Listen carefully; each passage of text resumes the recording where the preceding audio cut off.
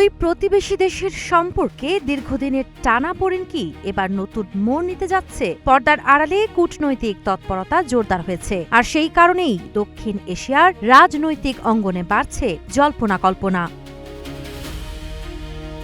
ভারতীয় সংবাদ মাধ্যমের খবরে বলা হয়েছে, প্রধানমন্ত্রী হিসেবে দায়িত্ব নেওয়ার পর প্রথম দ্বিপক্ষীয় সফরে আগামী সপ্তাহের শেষ ভাগে বা সেপ্টেম্বরের শুরুতে নয়াদিল্লি যেতে পারেন বাংলাদেশের প্রধানমন্ত্রী তারেক রহমান। সফরে ভারতের প্রধানমন্ত্রী নরেন্দ্র মোদীর সঙ্গে তার প্রথম আনুষ্ঠানিক বৈঠক হওয়ার সম্ভাবনা রয়েছে, যদিও ঢাকা এখনও সফরের আনুষ্ঠানিক ঘোষণা দেয়নি। এর আগে গত ফেব্রুয়ারি মাসে প্রধানমন্ত্রীর দায়িত্ব নেয়ার পরপরই তারেক রহমানকে নয়াদিল্লি সফরের আমন্ত্রণ জানিয়েছিল ভারত। আগামী সেপ্টেম্বরে রাজধানীর নয়াদিল্লিতে অনুষ্ঠিতব্য ব্রিক্স সম্মেলনের অধিবেশনে যোগ দেওয়ার জন্য বাংলাদেশকে আমন্ত্রণ জানিয়েছে ভারত।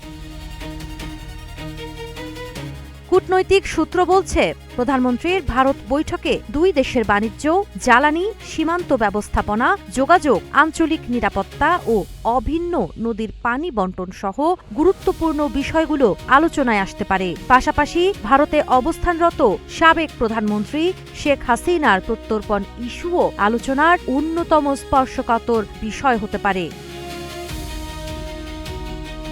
২০২৪ সালে রাজনৈতিক পট পরিবর্তনের পর বাংলাদেশ ভারত সম্পর্কে যে দূরত্ব তৈরি হয়েছিল, এই সফর সেটি কমানোর একটি বড় সুযোগ হিসেবে দেখা হচ্ছে। বিশ্লেষকদের মতে, সব সংকটের সমাধান না হলেও মোদি তারেক রহমানের সম্ভাব্য প্রথম বৈঠকে দুই দেশের সম্পর্ককে নতুন বাস্তবতার দিকে এগিয়ে নেওয়ার গুরুত্বপূর্ণ সূচনা হতে পারে।